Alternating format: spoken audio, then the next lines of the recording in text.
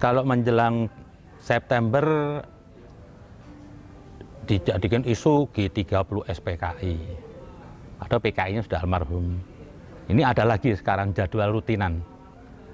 Malah kelihatannya seperti jadi rukun ibadah. Kenapa?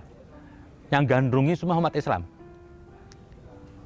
Sebenarnya saya nggak anggap umat Islam lah dia. Saya anggap dia apa? Monaslim lah. Islam Monas. Ini kegiatan 212. Jadi suatu kewajiban sampai harus ngotot semuanya, berapa orang 212 ini seperti rukun ibadah. Sudah kayak ibadah haji lah.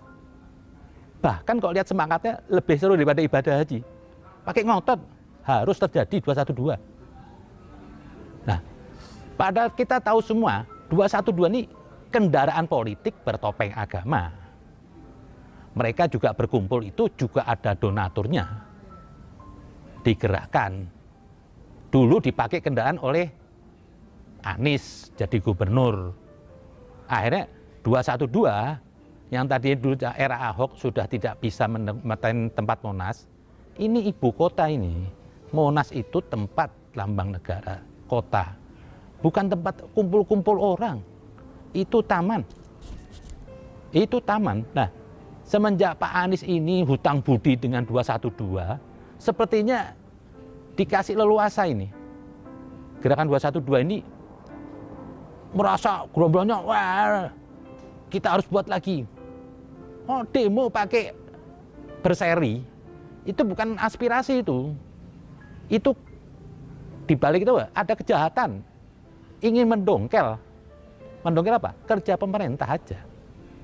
Cuma bertopeng agama 212. Nggak usah orang pinter-pinter lah. 21 itu gerakan yang tidak menambah manfaat buat negara.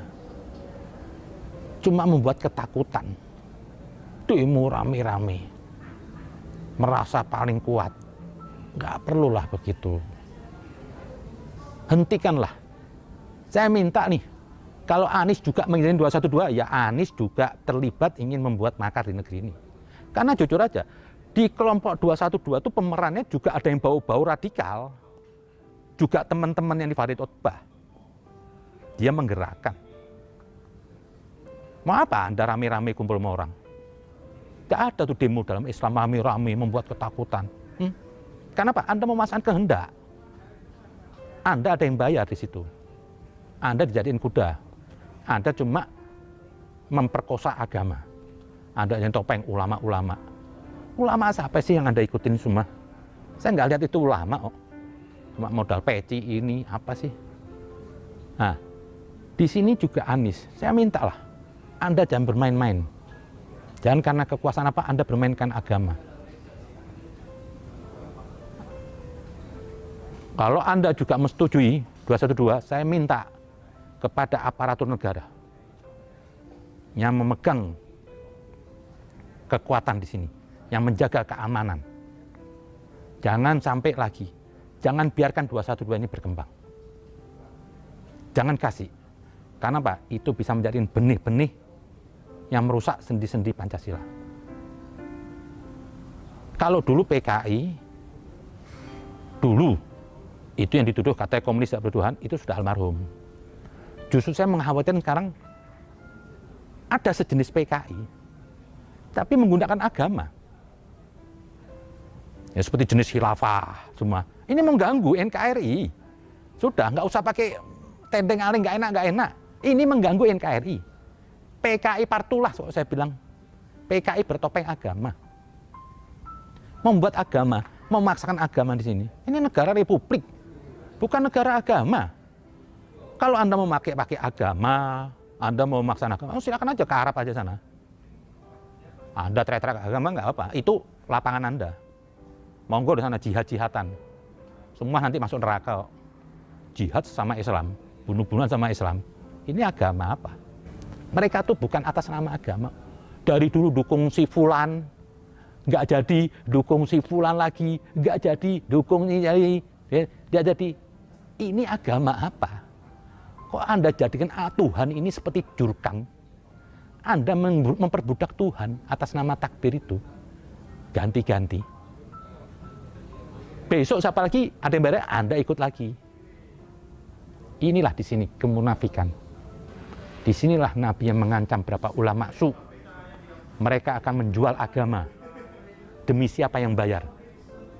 Saya mohon ketegasan Panglima Terbaru Andika, Pak Dudung, bersihkan negeri ini seperti dahulu kala yang tidak pernah digaduh isu-isu agama. Negara kita ini sudah beriman, sudah Islam.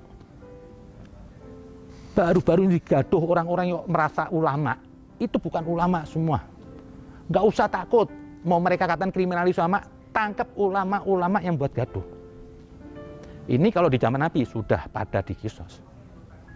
Karena memang dari dulu, dari zaman Nabi itu, yang buat gaduh itu ya ulama. Yang bertopeng ulama. Tapi apa? Munafik.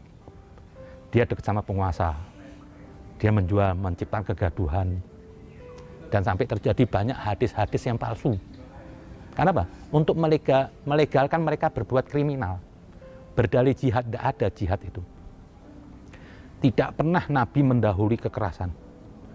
Tidak pernah Nabi perang mendahului. Dalam Al-Quran dibilang apa?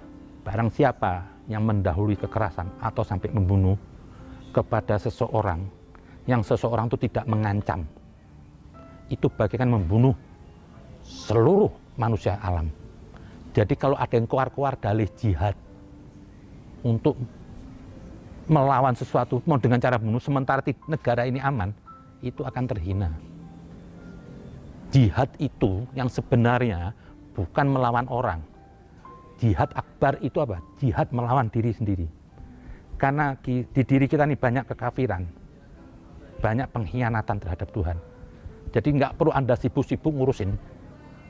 Dalam diri Rizik ada kekafiran. Dalam diri ulama-ulama itu semua, mau sekalipun Pak Anwar ada kekafiran. Termasuk saya. Tidak ada manusia suci. Jadi tidak usah keluar-keluar jihad lawan orang. Jihad lawan diri sendiri. Itu aja lah. Jadi jangan dipelajari agama itu yang utuh. Yang bersih. Lihat pakai Al-Quran, pelajarin. Tidak ada keluar-keluar jihad. Nabi tidak pernah mendahului peperangan. Sebelum perang aja tuh Nabi masih negosiasi. Diajak dulu diplomasi supaya baik. Terjadi perang tuh Nabi sudah kepepet. Sudah dengan cara apa nggak bisa, saya mau dibunuh. Ya saya mbak senjata. Ini tidak ada apa-apa. Sesama bangsa sendiri. Di saat pemerintah Jokowi baik, teriak-teriak jihad. Dulu pemerintahan bukan Jokowi baik, tidak ada yang teriak jihad. Karena di zaman SBY dulu, dibiarkan ini kelompok radikal. HTI, FPI dibiarin. Dia cuma mikir keluarga dan partainya aja.